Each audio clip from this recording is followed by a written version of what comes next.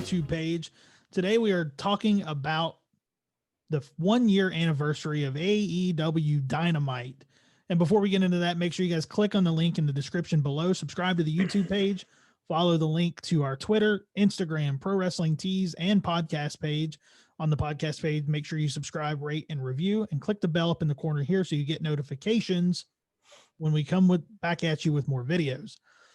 But yeah, really this video, we're just going to talk about the 1 year anniversary. I mean, the first show was on October 2nd, 2019, and we're coming up on the 14th will be the 1 year anniversary celebration on Dynamite. What a year. Yeah, it's really come a long way. They've come a long way in a year, and you know, from where they started to going through the pandemic to what they have going on now, I think they've never stopped growing. One, it's nice to have an option for pro wrestling as a fan other than WWE main roster. Yeah. Two, it's really been, you know, they've been successful in this first year, but good God, what a trial by fire. What other company? There's no other company in the history of pro wrestling that's had to deal in their first year of business with a pandemic. And I think a lot of wrestling fans and journalists alike would say that out of all the companies, AEW has kind of handled the pandemic better than anyone. Yeah, I think what attributes to that, because this company just had just started in May of 2019. And then, you know, they were a brand new company that, you know, 5 months later they get they're on a major network with a 2-hour show with a history with pro wrestling. You know, they're on TNT, which was the home of WCW for years. Yeah. So, you know, I think that played a big role because I don't think they were stuck in their ways. So I think them being able to be fluid and flexible through this, because they've never been through anything, period, as a company. You know, this is just another adaptation that they have to overcome. Right. And there's no expectations of what they do. Right. No one knew. You know, everything was a very like work through it day by day situation. And, you know, within this last year, you know, in the beginning, you had a ton of talent that had never been on television. You know, there was a lot of indie guys that they didn't know about working to the camera, working that hard cam, opening yourself up in certain positions while you're in the ring, finding that, you know, the red dot, the camera that's on you. Yeah. They had unproven talent. And that's one thing talking about over the past year, they had referee problems. They had rules, following rules. So in the beginning, you know, we got to see all these growing pains, and they've really, I think, done a great job of kind of honing it. There's still problems there. They're a year in, but they've done a great job of kind of correcting a lot of those mistakes. And another big thing, think of all the stars, the homegrown stars they've built in this year. Right. You know, you've got, let's talk about the guys they built. Who they built? MJF. Yeah. Darby Allin. Sammy Guevara. Orange Cassidy. I mean, these were not household names a year ago. Nope. And now every wrestling fan knows who these guys are. Yeah, I mean, the first match on Dynamite was Cody and Sammy Guevara, and you know, Cody was a veteran on TV. He knew what to do. Sammy never been on TV before. No, he'd never been on TV, and now he's on a national platform on TNT in the first match on AEW Dynamite. Yeah. So, you know, we had that match. MJF, Brandon Cutler and MJF had the second match. Crazy. Yeah. And then we had SCU and the Lucha Brothers. Then we had Pac and Hangman Page, and the women's championship match, Riho and Nyla Rose, and then Jericho, Santana, and Ortiz against Omega and the Bucks. Crazy how far it's came. And what's crazy is reading this here, it's a review that they were doing of the show, and the Jericho, Santana, and Ortiz, the first review that it has is, it appears that AEW has found its first heel faction.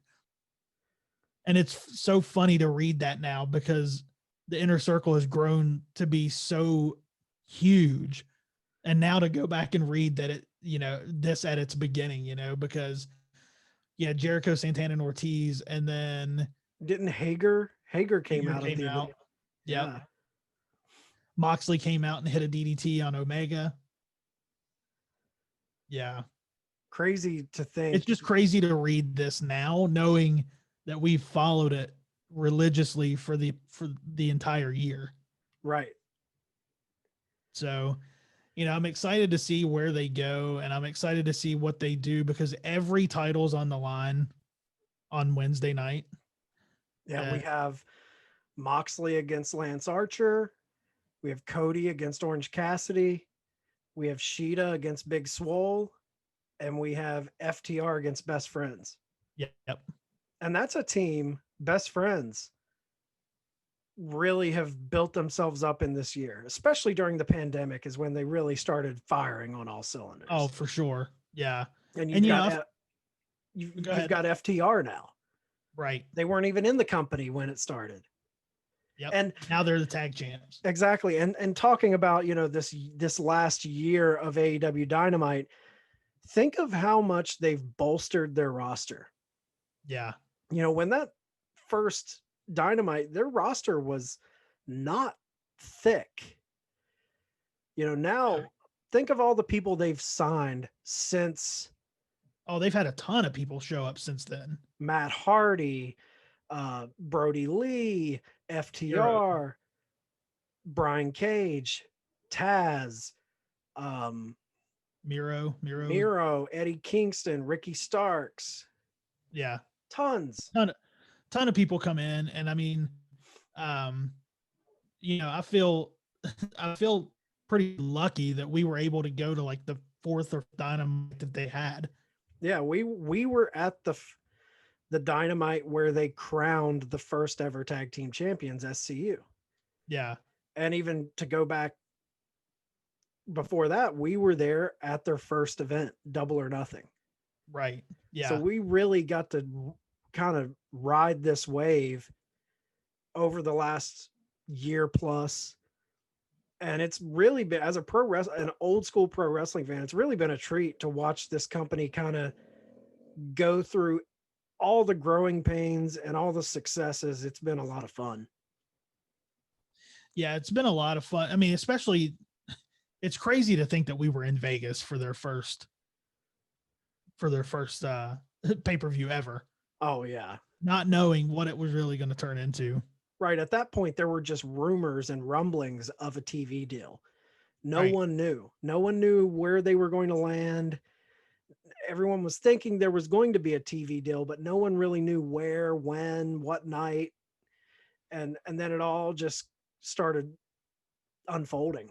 And here, I'll share a picture here. I don't know if you can see it. This is, I don't know if you can really see.